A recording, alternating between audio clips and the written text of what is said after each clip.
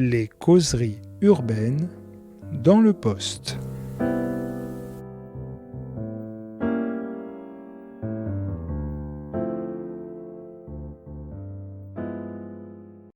Quartier de combat, les enfants du 19e, c'est chez De Noël. Bonjour Abdoulaye Sissoko.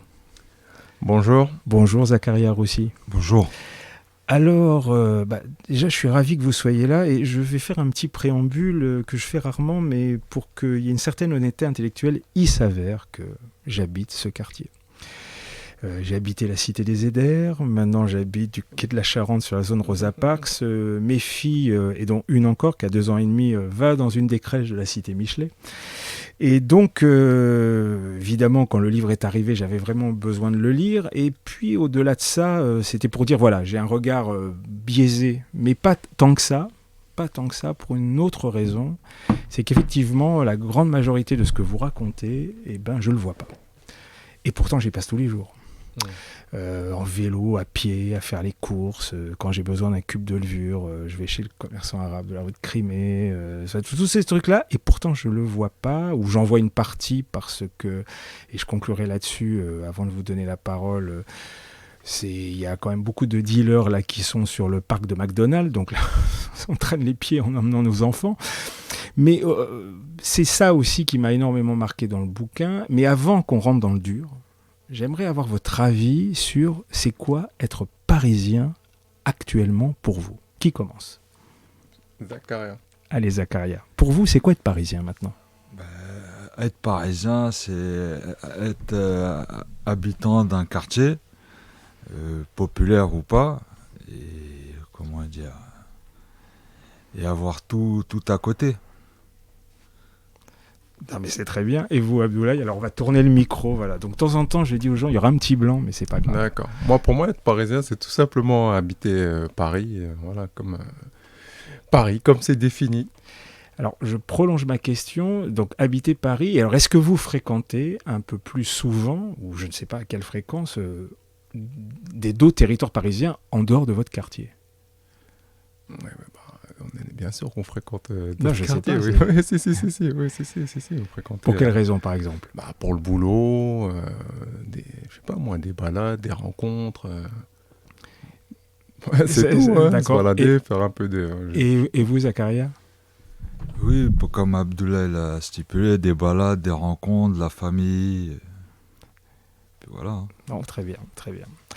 Alors j'ai une première question, puisqu'on reste sur le parisien. C'est quoi être parisien et surtout jeune parisien, voire enfant parisien, dans un quartier comme celui-là, c'est-à-dire ce bout d'arrondissement du 19e arrondissement ?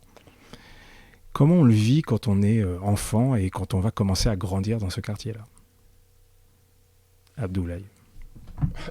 Xavier, les questions. Moi, je pense qu'ils sont... Enfin, c'est grandir un peu... comment dire, quand on est... Je sais même pas aller dans quel sens, quand on est parisien, enfin, grandir tout simplement, comme tout le monde, sur Paris, quoi. Après, on sait qu'on n'est pas banlieue. Bon, après le 19e, d'après pas mal de personnes, c'est un côté comme une petite banlieue. Et après, grandir, on essaie de faire comme tout le monde, quoi, tout simplement. Aller à l'école, fréquenter les structures autour, c'est tout, c'est ça. Pas de... Abdoulaye. Zakaria, pardonnez-moi. Ouais, grandir aussi avec les difficultés. C'est-à-dire ? Les difficultés scolaires, les décrochages, les écoles un peu où la mixité n'est pas réellement réelle. C'est tout, hein. Le chapitre démarre quand même, c'est pour ça que je pose cette question, parce que la question c'est que reste-t-il de votre enfance ? Et donc moi j'entends bien ce que vient de dire Abdoulaye, mais on voit bien que être enfant dans ces quartiers-là, des milieux d'où vous venez, si vous voulez en parler d'ailleurs un peu, on ne démarre pas exactement sur la même ligne de départ, si on fait une métaphore un peu sportive. Oui, non, c'est clair qu'on ne démarre pas sur la même ligne, mais on est obligé de faire avec. C'est-à-dire on essaie de rattraper la course, avec les difficultés, avec la débrouillardise aussi. Abdoulaye. Bon, après c'est vrai que quand si on rentre dans le sujet, nous qui avons grandi dans le 19e, qui avons grandi dans le quartier, bon, on voit quand même le changement. C'est ce qui nous a aussi interpellés, c'est ce qui nous a c'est ce qui nous a poussé aussi à écrire. C'est qu'on a l'impression qu'il y a en 30, ces 30 dernières années, là on voit vraiment un grand changement. La population est en train de changer, il y a une grosse mutation, voilà, ça se développe. Mais on va dire le paradoxe, c'est que dans certains quartiers, notamment certaines cités, les choses où on a grandi, les difficultés restent les mêmes, c'est toujours les mêmes choses qui se répètent, les rixes, le deal, le décrochage scolaire. Et là, ce qui est plus inquiétant, c'est de plus en plus jeune, en fait. Donc, et c'est vrai que on voit les choses énormément changer autour. Comme je dis, on est à l'aube, on parle de la 5G, de plein de choses. Mais certains quartiers, certains coins du 19e ne changent pas. Et c'est vrai que maintenant, même là, quand on s'y balade, je sais pas, par exemple, moi, je passe, comme hier, le long du canal, c'est autre chose, quoi. C'est vraiment autre chose. Et c'est bien aussi de faire savoir aux nouveaux habitants, qu'il y a des anciens habitants, il y a des habitants. Enfin, il y a une histoire, quoi. Il y a une histoire. Et c'est un peu ça, quoi. C'est un peu tout ça qu'on raconte dans le livre. Alors, ce qui est assez intéressant dans le livre, c'est qu'effectivement, et ça monte en puissance, je dirais, dans les difficultés, mais en même temps, on voit qu'en parallèle, on met en place un certain nombre de stratégies. Alors, il y a un chapitre qui est plutôt marrant d'ailleurs, même si c'est pas très rigolo ce que vous racontez, qui s'appelle « La grande débrouille ». Et j'aimerais avoir votre avis, Zacharia. Pour vous, c'était quoi la débrouille dans votre quartier ? La débrouille, c'est l'entraide déjà pour commencer entre nous, aider des familles, s'entraider entre nous. Par exemple, aller chercher du travail, par exemple, on allait à 5 pour aller déposer des CV. Voilà, il y avait ce phénomène de débrouille, mais en groupe. Du coup, on manquait de rien entre nous, voilà. Oui, mais pourtant, à un moment donné, vous me racontez bien dans le livre qu'effectivement, il y a ça. Alors, on achète un ticket pour tout le monde pour le faire circuler. Enfin, il y a tous les petits trucs. Mais on voit en parallèle qu'on est confronté rapidement aussi à la violence en même temps. Alors, comment on gère les deux situations quand tout d'un coup, on est jeune adolescent et on voit le truc arriver ? Après, je pense, à un moment donné, quand on parle dans le livre, c'est qu'on dit... c'est l'environnement qui fait un peu ça. Ça veut dire, plus jeune, vous voyez... Bon, comme je dis, on a une enfance plus ou moins normale, d'après notre vécu. Voilà, quand vous êtes enfant, pour vous, ce qui se passe autour, c'est un peu normal. C'est après, quand vous prenez de l'âge, vous vous dites, en fait, non, il y a quelque chose qui ne va pas. Donc, je ne sais pas, vous voyez à l'époque, nous, moi, par exemple, dans les années 80, je voyais pas mal, c'était l'époque où les plus âgés, qui étaient dans la dérive, c'était plutôt dans l'héroïne, la toxicomanie. On voyait souvent des altercations, des bagarres, des choses, et vous étiez spectateur, en fait. Et ça avance, il y a aussi, on voit, il y a le phénomène de bande quand vous n'êtes pas loin de l'âge de l'adolescence, ainsi de suite. Et après, c'est... en fait, quelque part, ça vous influe, tout simplement. Ça vous influe. C'est dur de s'extraire, là, je veux dire, de cette image-là. Et puis, des fois, il y a des choses qui vous semblent normales. Et après, comme je dis, avec le recul, non, c'est pas normal. Et alors, je vais rester là-dessus, j'avais une autre question, mais en fait, c'est plutôt une bonne enchaînement, parce qu'il y a un personnage dans le bouquin qui s'appelle K. Et je trouve assez, de mon point de vue, je ne sais pas si c'est représentatif, mais qui cristallise énormément de choses. Sur le comportement, sur la façon dont les gens du quartier peuvent le voir, ou les jeunes peuvent le voir. Vous pouvez nous en dire un mot ? C'est quoi ce personnage, ce fameux K, Zacharia ? K, c'est un ancien de chez nous, voilà, un grand monsieur qui est connu pour être Monsieur K, voilà, hein, et qui est là pour les gens du quartier, voilà, il aide, et en même temps, voilà, il est dans le milieu du grand banditisme, si on peut l'appeler comme ça, mais voilà, ça reste quand même un individu qui aide le quartier, qui aide les personnes, qui arrange un peu tout le monde, voilà. Et donc, et c'est pour vous, ça fait système en fait. C'est cohérent, c'est logique. Bah, logique, non. Mais après, voilà, c'est la société qui fait qu'il y a des individus comme ça aussi. Abdoulaye. En fait, Après, ouais. pardonnez-moi, je vous interromps, parce que ça m'a fait penser à une chose que j'ai vue il y a peu de temps à la télé, Insomniac, d'un film avec Denzel Washington, où c'est un dealer un peu grand, c'est Hollywood, hein. Ouais. Mais effectivement, il rend service à tout le quartier, et c'est un dealer énorme, il est très violent, mais en même temps, ça se passe plutôt bien parce qu'il fait œuvre sociale, entre guillemets. C'est American Gangster. Exactement, j'avais oublié le titre. Ouais, voilà. Et est-ce que ça ressemble à ça, ce personnage-là, et est-ce que c'est, entre guillemets, prototypique dans ce genre de quartier qui accumule les difficultés, et que d'avoir quelqu'un qui fait le lien entre tout ça, quels que soient ses comportements, légaux ou pas?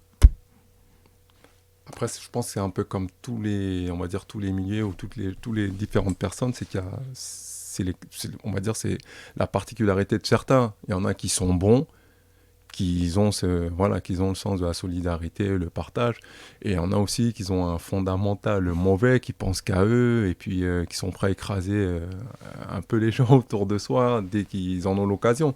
Mais après, il y a quand même cette fraternité, parce que vous êtes voisins, nos parents en général travaillent, on les emploie, ont des emplois communs. Et nous aussi, on va dire, par rapport aux écoles, par rapport aux structures sportives, tout le monde se fréquente. Donc, ça crée quand même certains liens. Mais il y a aussi, comme je dis, il y a des personnes qui vont, comme je dis, manipulateurs, qui vont penser qu'à eux. Il y en a d'autres aussi comme K, qui, pour moi, sont des personnes, malgré tout, humainement, sont des personnes cool, quoi. Après, c'est pas... comme j'ai vu des générations plus jeunes prendre des gamins beaucoup plus jeunes, comme j'entendais ce matin avant de venir, bon bref, sur RMC, là, des personnes faire le chouf, faire prendre des gamins. Moi, ça, je me rappelle à l'époque, je me dis, certes, il y a des choses qui se font dans nos quartiers, mais ça, quand même, je me dis, c'est vraiment détruire l'avenir du gamin. C'est trop jeune, prendre un jeune de 11, 12 ans, 13 ans et lui dire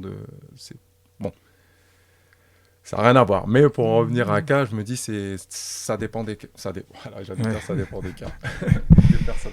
Il y a vraiment deux choses, moi, qui m'ont marqué dans le livre. Alors, un qui est plus facile parce que c'est plus vendeur, c'est la réalité de la violence, on va en parler.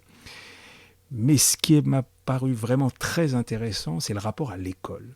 Et on voit rapidement, en tout cas les témoignages sont là, que quand on vient de vos milieux, quand on vient de ce genre de quartier, on est quand même, le système vous aiguille très très vite. Alors j'aimerais avoir votre retour sur ces questions. Comment vous l'avez vécu, soit directement, soit les gens que vous connaissez.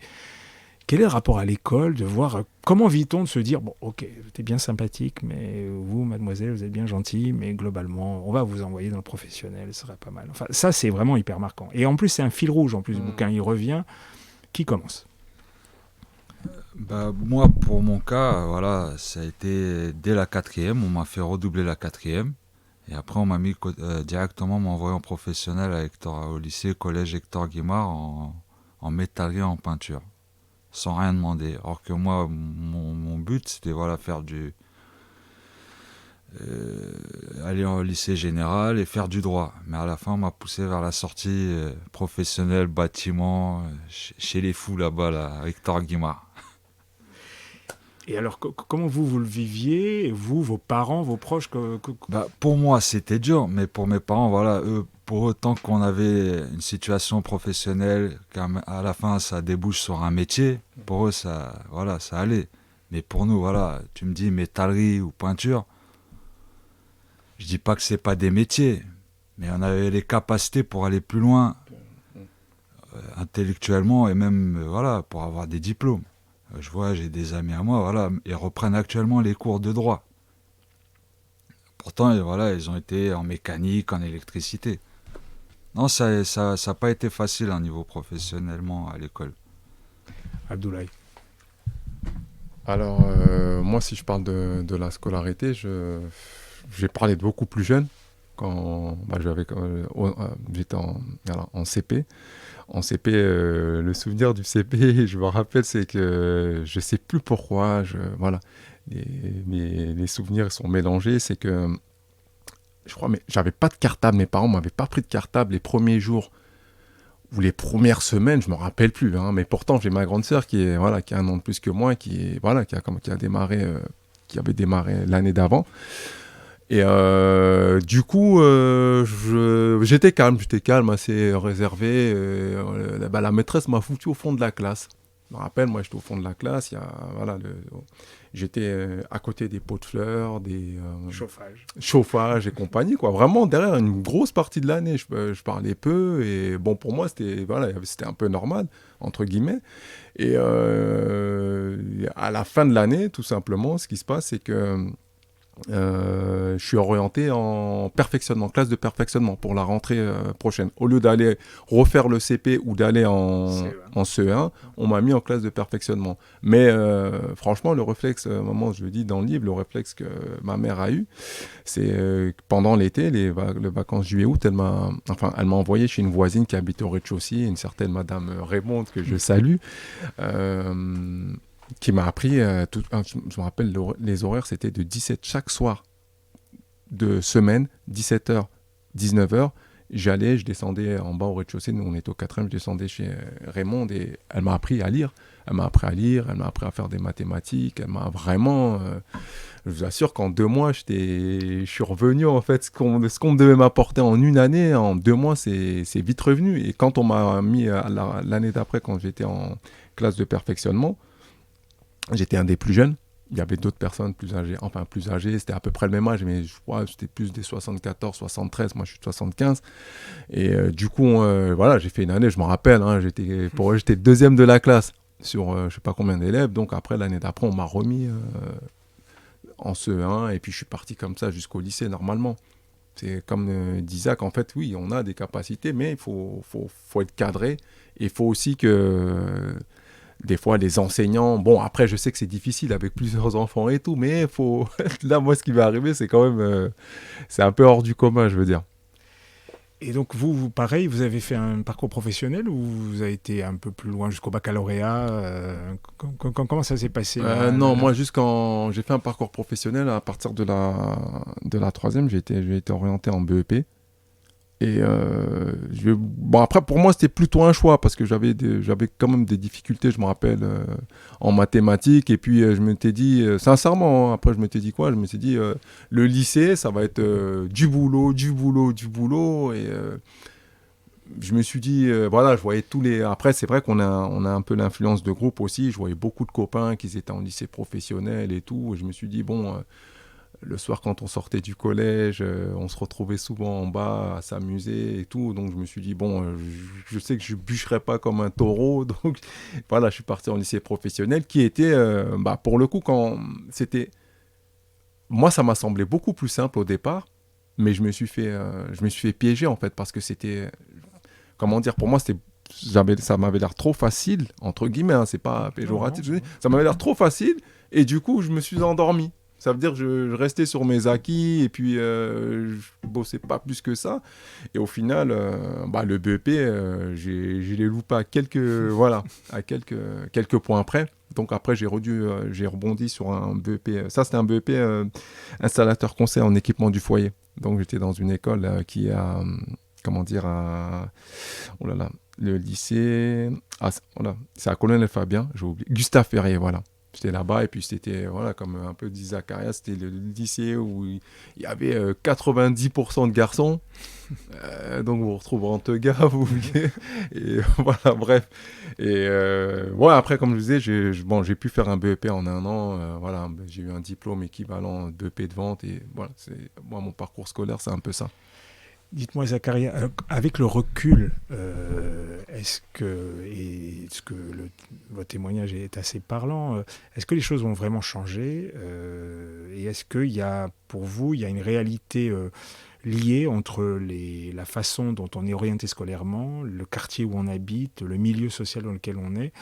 Est-ce que vous voyez vraiment tout ça lié et est-ce que maintenant c'est quelque chose qui continue? Si vous avez contact avec d'autres enfants, d'autres jeunes, comment vous regardez avec du Ouais, recul? pour moi, actuellement, c'est encore lié parce que, voilà, comme il a dit à Abdoulaye, on se retrouve encore tous du quartier, on se retrouve tous dans les mêmes écoles. C'est-à-dire, les bêtises qu'on a fait dehors, on les fait à l'école. Et les profs, bon, il y en a, ils sont bons, il y en a, ils sont, voilà, ils sont ce qu'ils sont. Mais voilà, ils essayent plus à nous pousser vers la sortie ou voire même, au mieux, côté professionnel. Ils vont pas nous chercher à trouver des débauches, que ce soit économique et social, dans le général. C'est que du professionnel, on va dire, sur un collège issu de quartier populaire, je sais pas, ça peut-être parle en combien de pourcentage, plus de la moitié va y aller dans le secteur professionnel. Et voilà, après ça finit des BEP chaudronniers, métallurgie, etc.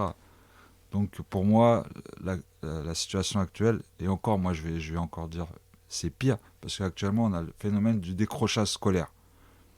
Et là avec le confinement, alors là on les voit les jeunes, hein. Ils sont dehors, aérés dans les rues, tu vas l'envoyer à la mission locale, il sait pas quoi, il va lui dire va faire une formation de 2-3 jours. Bah là j'ai eu l'exemple hier, je parlais avec un jeune, il a posé un CV à Monoprix, ils l'ont gardé 3 jours et à la fin ils l'ont dit dehors. En gros, il n'avait pas les capacités pour travailler là-dedans. Monoprix, on parle d'un manutentionnaire, hein, pas d'un... Ouais, j'entends bien. Non, c'est assez compliqué. Et on revient encore, voilà, qu'est-ce qu'on a à offrir aux jeunes? Il faut un cadre. Et le cadre, à l'heure actuelle, il n'y a pas de cadre. Alors il y a un autre sujet, et évidemment, qui est très abordé, c'est assez étonnant, parce qu'en plus, il y a une parole assez brute, pour pas dire brutale, mais dans le propos, c'est la question de la violence. Mais avant d'arriver dans le détail, ce j'ai trouvé assez intéressant, c'est que on voit qu'à travers la réalité de la violence, vous nous proposez presque une cartographie du territoire. Donc on a une sorte, je ne sais pas si c'est un triangle ou un carré entre les buttes de Chaumont, le quartier de Danube. Alors pour ceux qui nous écoutent et qui ne connaissent pas, on est vraiment dans le nord-est de Paris, donc où les buttes de Chaumont ont essayé de situer. Il y a une grande cité, qui s'appelle la cité Michelet, des grandes tours blanches. Il y a aussi les orgues de Flandre, enfin toute cette zone-là. Donc voilà, vous regarderez sur Google Maps. Mais on a l'impression que c'est aussi ça, c'est-à-dire que le rapport qu'il y a eu à la violence, on rentrera dans le détail, mais avant tout, c'est l'impression que les déplacements du quartier se jouent dans ce bout de territoire et qu'au final, on a du mal à en sortir. J'étais ravi de vous entendre tout au début de dire on fréquente tout Paris, mais j'ai l'impression que ce n'était pas le cas avant. Qui commence? Avant, il y avait une génération, celle qui était plus âgée qu'Abdoulaye, c'était un seul 19e.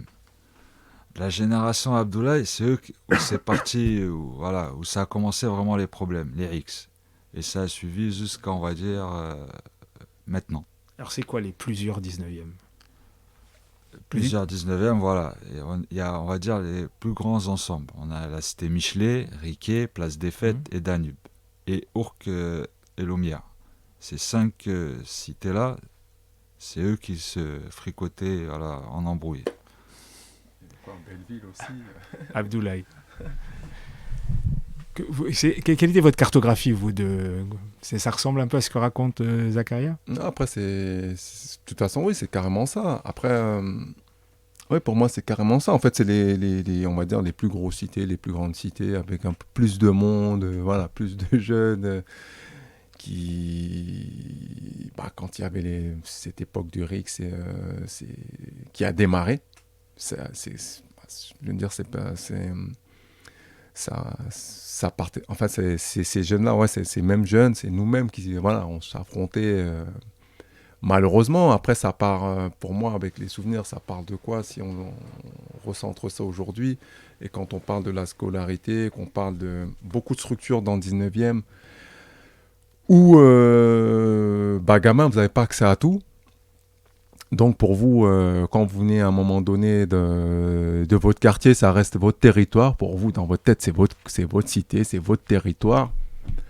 C'est chez vous, c'est pas chez l'autre. Et voilà, c'est ce cheminement qui montait petit à petit dans la tête de nous autres, et gamins, quoi. Et je pense que les adversités ont commencé de là.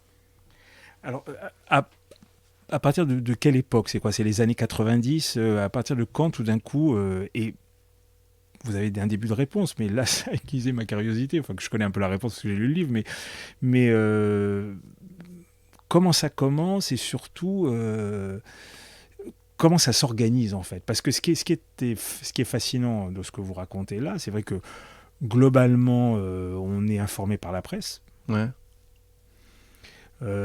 D'autant plus que moi je fréquente au moins la crèche de la cité Michelet depuis maintenant 7-8 ans entre mes deux enfants. Ouais.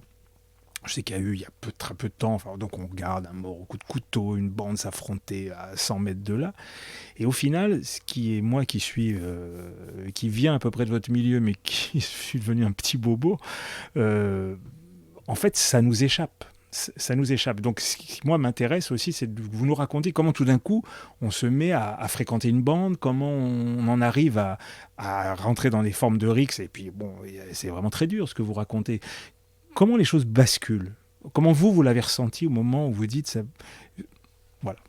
Alors, peut-être que j'ai oublié de dire tout à l'heure, là, c'était, quand vous dites comment ça commence, c'est vrai qu'il y a aussi, début des années 90, on est dans la... fin d'années 80, début d'années 90, il y a les bandes sur Paris. Dans le 19e, nous, je me rappelle, il y avait les CKC, il y avait les... comment on appelle ça les JSK, les CTF, ADM, voilà, c'est vrai. On a grandi dans ça. Déjà au collège, on n'entendait parler que de ça. Et ces bandes-là avaient déjà, il y a ADM, c'était Danube, CKC, c'était Riquet, JSK, c'était Rue de Nantes, certains de Cambrai, voilà. Et il y avait, par exemple, moi, originaire du quartier Ourcléon-Giraud, communiqué, hein, c'est un peu, on va dire, un peu au milieu, ça veut dire, certaines têtes de Riquet, d'autres avec les JSK, ça communiquait un peu avec tout le monde, voilà. Et donc, c'est, pour moi, voilà, comme on dit, ce que vous avez, votre environnement, comme je disais dès le début, ça vous, à un moment donné, ça vous pénètre exactement. Et des fois, vous entendez parler de bagarres, que ce soit au collège ou je ne sais où. Après, vous êtes là, dans votre cerveau, vous vous dites, oui, j'ai entendu le grand faire ça, moi, je vais être comme lui, je suis comme lui. On s'identifie à ça. Jeune. Et je veux dire, ça commence de là. Donc ça, c'était l'époque, comme je disais, c'est certaines bandes de bandes. Et suite à ça, après, je me rappelle, dans le milieu des années 90, les jeunes, en général, du quartier, on se connaissait tous par rapport, je sais pas, par exemple, au CIS, le centre d'initiation sportive, qui était à Matisse, qui était à Porte-de-Pantin. Ça veut dire, celui qui était à Matisse, nous qui venons du quartier Ourcléon-Giraud, ça a facilité la connaissance avec des jeunes de Riquet, de Cambrai. Quand vous allez à la Porte de Pantin, c'était plutôt Danube, Place des Fêtes, ainsi de suite. En fait, il y a une communication quand même.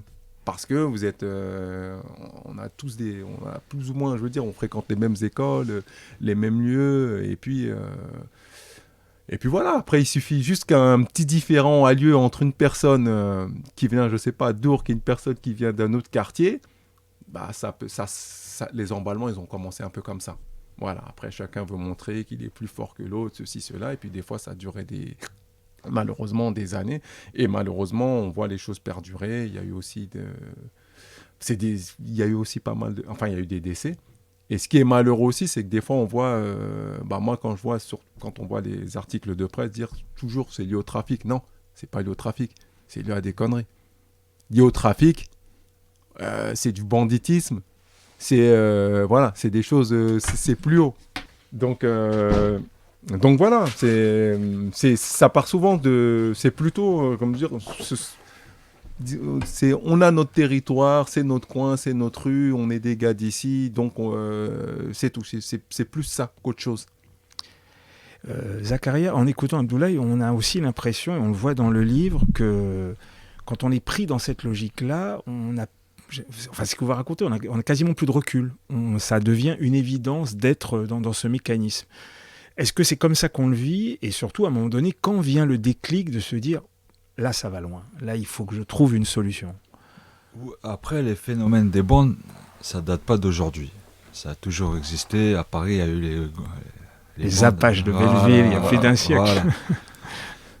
On va pas dire que c'est une continuité. C'est une continuité, mais à partir du moment où il y a des morts, où il y a des blessés, où il y a des peines de prison, c'est là où il vient le déclic. Là, il y a des jeunes, par exemple, de Haïti et de Cambrai, là, ils ont pris des peines à 2 chiffres. Là, je pense que le déclic, il vient. Quand un membre, il perd un membre de sa famille, là aussi, il y a un déclic. Et surtout que maintenant, comme il a dit Abdoulaye, on se connaît tous. Moi, par exemple, j'ai pas côtoyé Abdoulaye, il a 10 ans de plus que moi, mais j'ai côtoyé ses petits frères, ses petites sœurs. On était tous dans le même collège. Il y a toujours un lien de connaissance. Du coup, pour moi, les guerres intercités, interquartiers, pour moi, il y a ni queue ni tête. C'est un phénomène qui existe, comme j'ai dit, depuis longtemps, mais qui aboutira à rien, que des pertes. Et personne n'y gagnera dans tout ça. Alors il y a un autre élément qui est lié à ça, c'est que justement, et là vous me tendez la perche, c'est les portes de sortie. Et ce que vous nous racontez dans ce livre, c'est qu'il y a des portes de sortie auxquelles, franchement, il y a la vision classique, on va revenir dans le rang de la société, puis il y a d'autres logiques. Donc il y a la religion, mais pas dans le sens qui peut être un sas, mais qui va pousser un peu plus loin. Il y a évidemment les événements de Charlie avec deux personnages qui ont grandi dans ces quartiers. Alors, ma question, elle n'est pas de se dire qui fait quoi, mais à votre avis, la marge de manœuvre pour sortir de on va dire, de cette spirale au départ qui, comme vous le racontez, amène dans le mur, on n'a pas l'impression que les portes de sortie soient toujours les plus normales et les plus classiques, en tout cas dont la société se représente. Abdoulaye. Alors, c'est pas pour répondre directement à la question qu'on a posée de suite, c'est plutôt, tout à l'heure, quand on parlait toujours dans le système d'engrenage, comment on bascule aussi dedans. J'ai oublié, pour moi, c'est une chose importante à dire, c'est des fois, vous êtes dans un groupe, et vous voulez exister dans ce groupe-là. Donc, des fois, quand il y a une histoire avec d'autres jeunes, je sais que moi-même, je me suis dit, et beaucoup d'autres personnes ont dû se dire, même d'autres générations, c'est si vous n'allez pas au front, entre guillemets, vous êtes pas un bonhomme, tout simplement. Et c'est malheureusement, on fonctionne comme ça, on a fonctionné comme ça. Et pour nous, c'était une évidence d'aider le pote de sa cité qui a une altercation avec une autre personne. Et si vous n'y allez pas, vous avez toujours ce truc de vous dire « Ah, on va me prendre pour ». Et des fois, même sur d'autres choses. Sur peut-être du vol ou « Ah, mais ils vont croire que j'ai peur, ils vont croire que je suis comme ci, je suis comme ça ». Et c'est comme on dit, c'est vrai que c'est à un moment donné, sortir aussi de ça, essayer de sortir de la délinquance, c'est une difficulté. Et comme Zakaria le dit si bien, c'est vraiment avec du recul plus tard, quand il y a vraiment des événements tragiques. Après, peut-être rien à voir. Moi, je me rappelle d'un fait qui m'a marqué. Ça, j'avais quel âge j'avais. On avait 20 ans, un pote à moi et des connaissances du quartier. Justement, un pote qui a grandi dans le quartier Belleville. Lui est parti, c'était un voleur à l'époque. Lui, c'était faire des vols. Donc, c'était un bon ami, un bon pote, parti en province faire un tabac. Et ce qui s'est passé, c'est que le buraliste, ils sont partis, ils ont volé, je ne me rappelle plus comment ça s'est passé dans l'état, je me rappelle de souvenirs, c'était en 96. Le buraliste est sorti, je crois, a tiré sur un des jeunes. Ils étaient 3. Et alors sur les 3, mon pote, lui, quand le jeune s'est fait tirer dessus, quand il partait, je crois, de dos, le buraliste a tiré, l'autre est tombé. Mon pote, c'est un ami, qui était un ami à l'époque, s'est arrêté et est retourné pour assister la personne qui était en train de... je crois qu'elle est décédée, la personne de souvenir, je suis presque sûr. Et la troisième personne, elle s'est sauvée. Et du coup, le pote s'est fait attraper. Et puis, vous savez, ces souvenirs, vous vous dites... après, vous vous dites, malgré tout, son geste, moi, j'ai admiré ce geste-là. Je me suis dit, ouais, exactement, c'est quand même... ils ont déconné, il a déconné, mais il s'est pas sauvé. Il n'a pas laissé son ami, malheureusement, sur un vol ou sur une tentative de braquage, je sais quoi, au sol, et sauver, prendre... Mais on trouve, comme je dis, vous avez vu, il y a la personne qui est là, qui revient, il y a la personne qui se sauve. Et c'est tout ce cycle, en fait, à un moment donné, qui vous mène à la réflexion, se dire, comme aujourd'hui, on a envie de dire, et comme c'est vraiment... Quand on passe sur ce passage dans le livre de la délinquance d'Erix, c'est qu'à un moment donné, ça mène nulle part. Ça mène nulle part. On a nous, même là, comme vous me dites, je peux me balader dans le quartier, je sais pas, à Belleville ou dans le 19e, voir des amis, ou enfin des connaissances d'il y a longtemps, de ma génération, ou des un peu plus jeunes ou un peu plus vieux, qui marchent tous, qui parlent tout seuls, qui ont vrillé complètement. Et pourtant, à l'époque, c'était pas ça du tout. C'est des jeunes dynamiques, débordants d'énergie, et quand vous les voyez comme ça vous fait un hic. Et il y en a pas mal comme ça, malheureusement. Alors, il y a ce que vous dites, il y a évidemment la case prison, et puis il y a l'autre case qui fait d'ailleurs polémique dans la société française. On ne va pas résoudre cette question-là, mais moi, ce qui m'intéresse, c'est votre regard sur cette chose-là. Il y a la case religion. Est-ce que la religion, et donc allons jusqu'au bout, donc la religion musulmane a été aussi une porte de sortie d'un cadre que vous racontez depuis ce matin, depuis qu'on parle, se dire, après tout, le centre social, il fait ce qu'il peut, des choses comme ça. Est-ce que ça bascule comme ça, on se dit, tiens, là, au moins, après, peu importe ce qui va se jouer, mais est-ce que le basculement se fait à partir de se dire, là, on a un espace social, religieux, avec tout ce que ça comporte, mais qui permet aussi de sortir une jeune de cette spirale assez infernale dans laquelle ils sont entrés. Oui, il y a eu ce phénomène religieux où plusieurs jeunes, une fois passés de la délinquance, sont passés à la religion. Mais après, comme dans tout, il y a les extrêmes aussi. Et beaucoup de ces jeunes issus de quartier ont basculé dans l'extrême. Et on revient encore toujours, s'il y a eu un cadre, ils n'auraient pas basculé dans l'extrémiste, quelle que soit la religion. Il y a un cadre, voilà, ça bouge pas du cadre. Donc voilà. Abdoulaye, vous avez un point de vue là-dessus ? Oui, après, c'est comme dit Zach, il faut vraiment centrer sur la préadolescence. Et vraiment, c'est vrai, comme on dit, il faut qu'il y ait un cadre.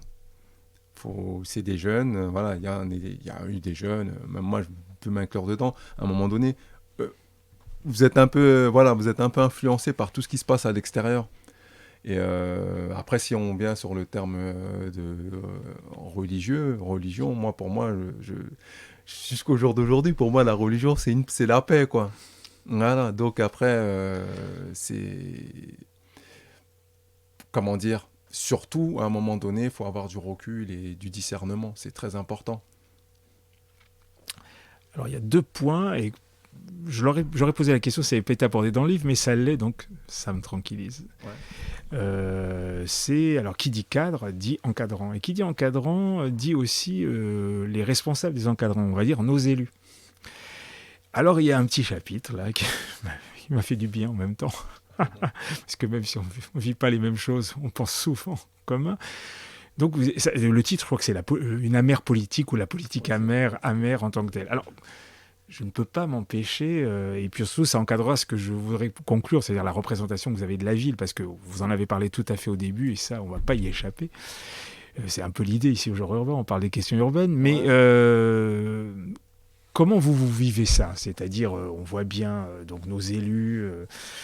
au-delà des discours, en plus, on voit bien que vous racontez, je renvoie le lecteur, il y a des liens qui ont été faits avec le maire, choses comme ça. Mais comment ceux qui doivent encadrer ça ou préparer le terrain, la mixité sociale, le vivre ensemble, donc c'est-à-dire nos élus, comment vous voyez ça ? Est-ce que, si le titre amer, est-ce que j'ai l'impression que c'est même désabusé ? En tout cas, en vous lisant. Qui commence ? Je vais commencer sur ça. Enfin, alors, il y a beaucoup de choses avec la politique en général dans le quartier, la politique française, parisienne. Bon, nous, tous, bon, on est, alors, à savoir qu'on est, qu'on est acteur associatif dans nos quartiers d'enfance. On y a grandi et puis on a voulu s'investir, aider, voilà, travailler. Donc, vous êtes dans l'associatif, il y a un lien avec les politiciens. Vous avez des discussions directes, des échanges, des demandes.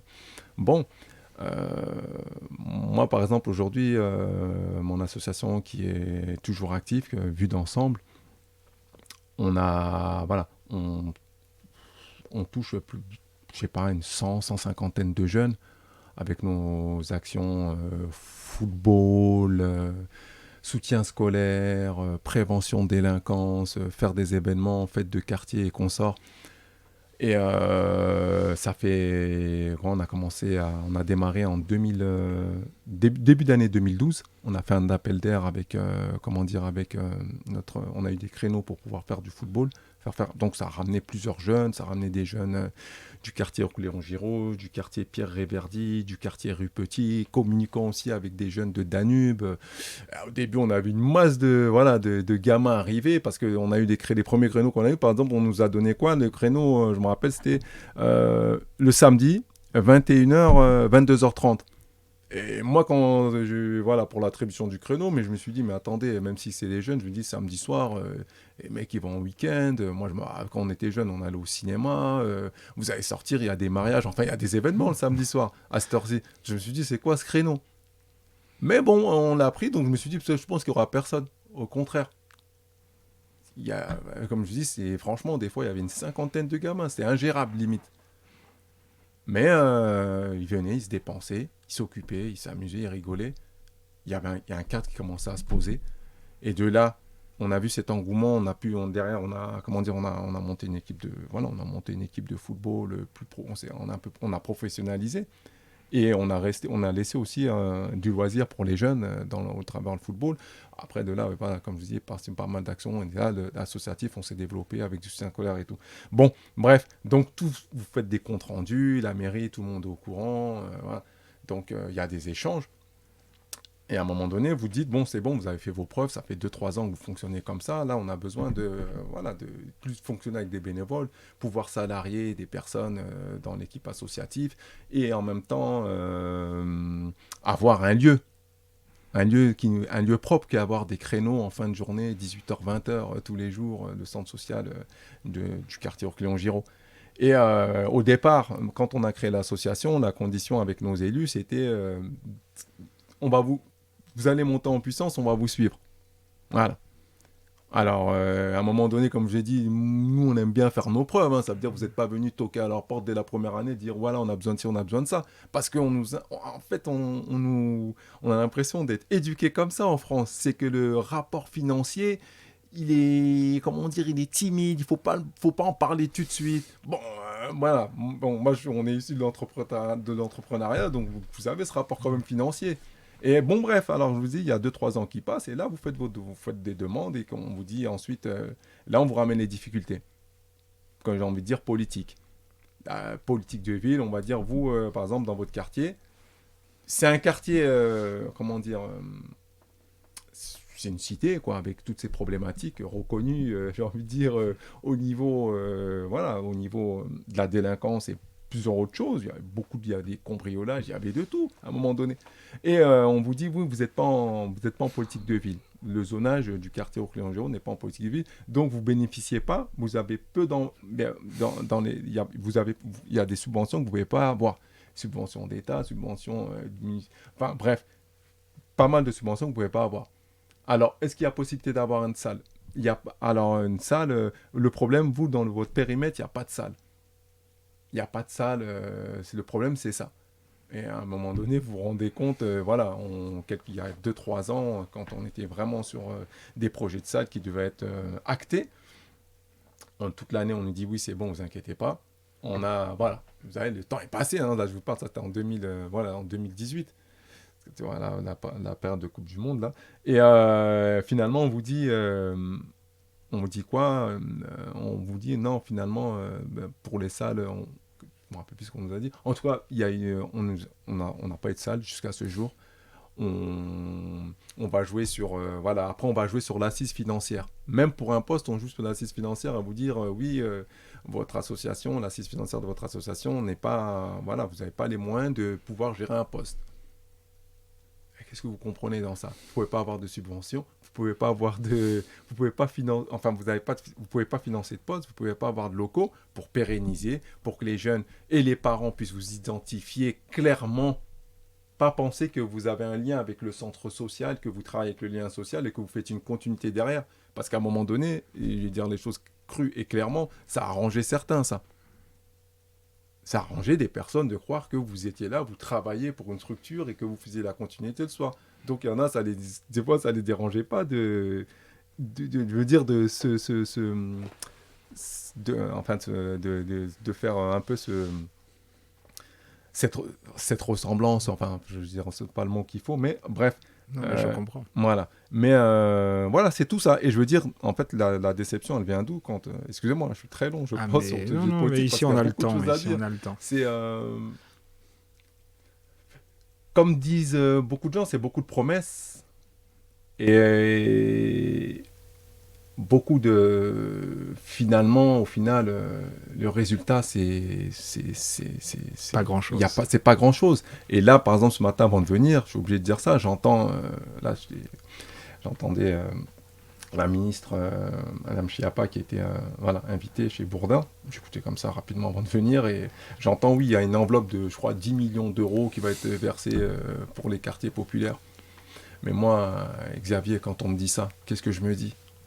Il dit, comme Bourdin a aussi répondu, oui, ça fait je ne sais pas combien d'années qu'on entend des enveloppes qui sont données pour les quartiers populaires.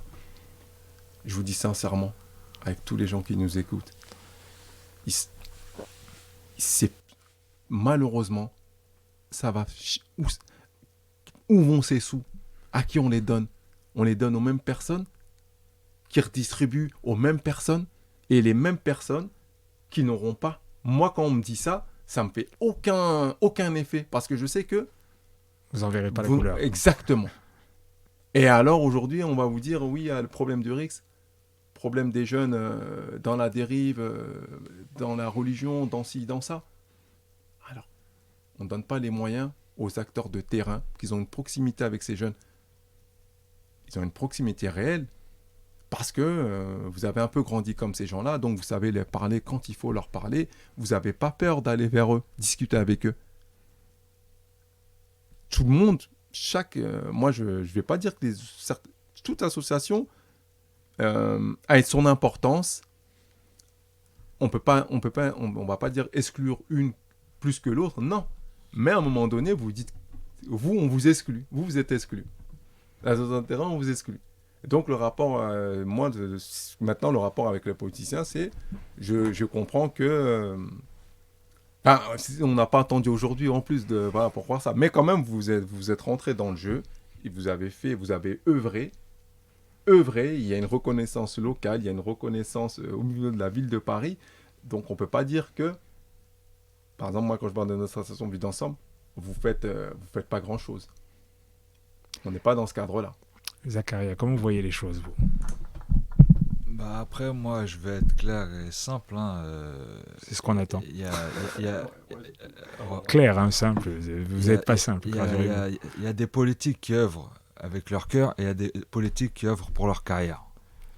C'est ça qui est triste. Et voilà, c'est pour ça qu'aussi que dans les quartiers populaires ou autres, c'est pour ça qu'on n'avance pas. On a besoin de ces relais-là, que ce soit politique ou que ce soit nous, milieu associatif, ou que ce soit même l'habitant. Mais il n'y a pas ce lien-là. Donc voilà. Alors ça sera ma dernière question, mais il y aurait beaucoup de choses à dire, parce qu'il y a aussi un chapitre formidable sur le plafond de verre. Je trouve que ça vaut beaucoup d'études sociologiques de voir à quel point on est... donc là, même hors de l'école, on voit très bien, on va faire des choses, et bam, on bute sur un certain nombre de choses, mais il y a un certain nombre d'éléments qui sont donnés aussi dans le bouquin.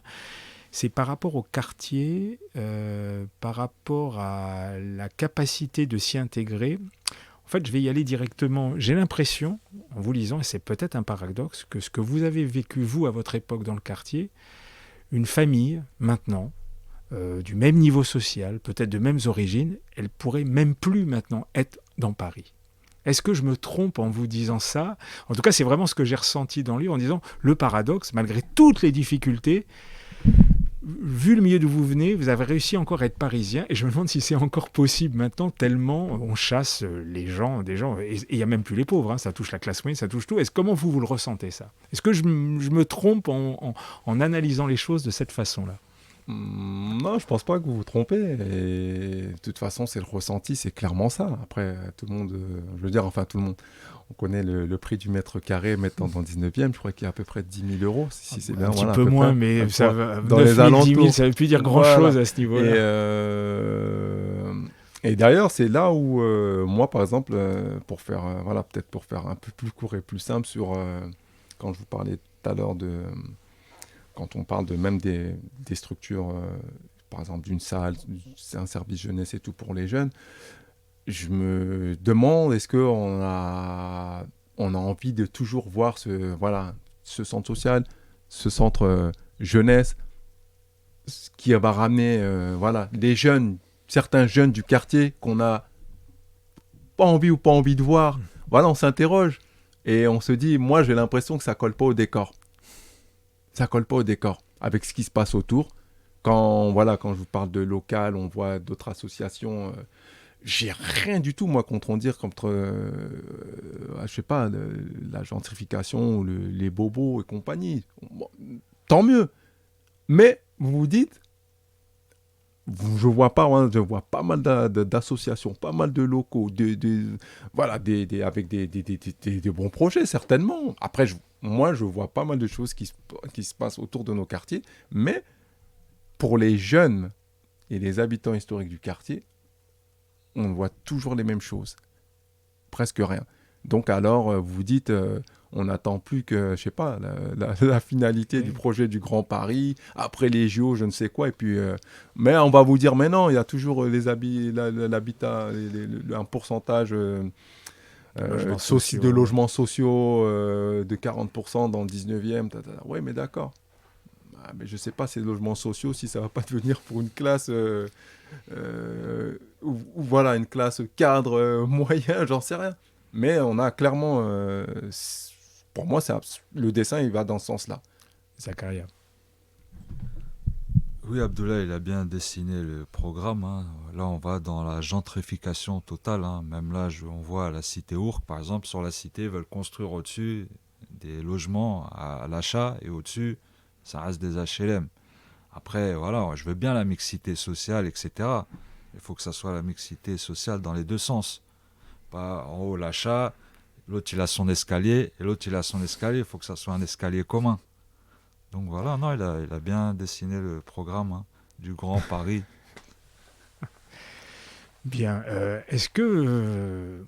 j'ai plein de questions, mais il faut que je m'arrête parce que je suis trop bavard. Mais est-ce qu'il y a quelque chose qui peut-être, j'aurais peut-être voulu en parler du bouquin, que j'ai pas forcément fait. Évidemment, je ne l'ai pas fait pour plein de raisons, mais est-ce qu'il y a quelque chose qui vous tient à cœur, vous avez envie de dire, ou ça vous va comme ça ? Non, ce qu'on a envie de dire, parce que on a parlé, on va dire, dans une partie on va dire des côtés, on va dire, les plus difficiles.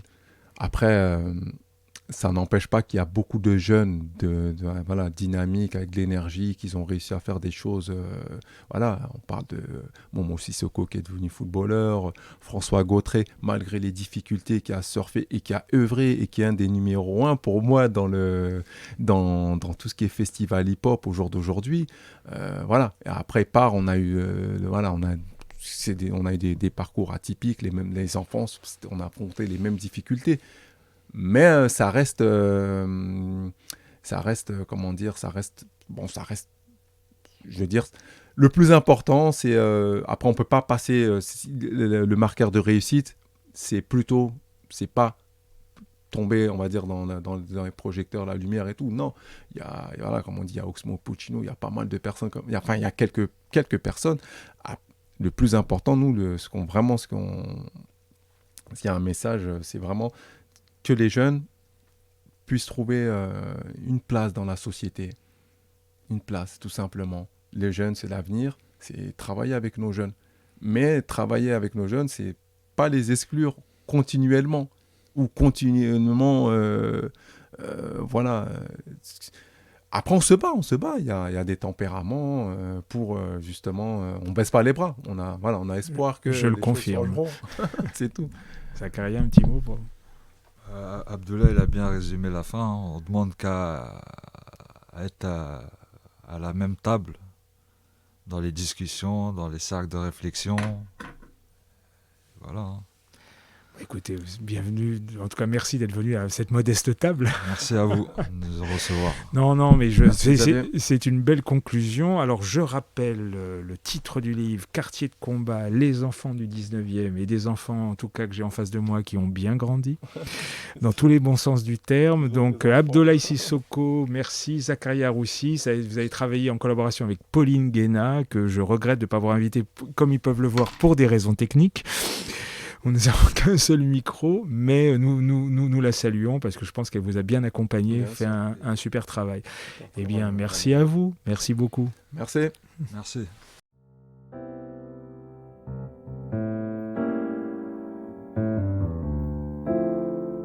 Les causeries urbaines dans le poste.